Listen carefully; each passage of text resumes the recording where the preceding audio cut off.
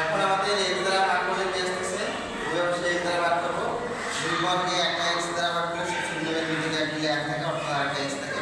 x x cancel, √7 থাকে, 1 upon x। তাহলে আমাদের x থাকলো 1 upon x, টা দিকে এসে মাইনাস হলো, তাহলে আমাদের এটা বের হয়ে যাবে। আচ্ছা, এখন আমরা অঙ্ক করব।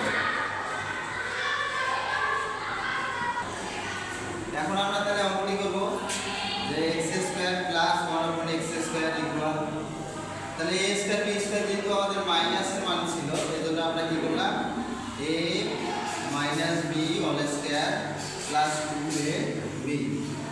তাহলে এই যে এর মানটা আমরা √7 পাইছি, √7 স্কয়ার প্লাস 2, এর square root cancel, 7 plus 2 equal 9। তাহলে আমাদের এর মান কত হলো, 9 হলো। তাহলে আমাদের এখন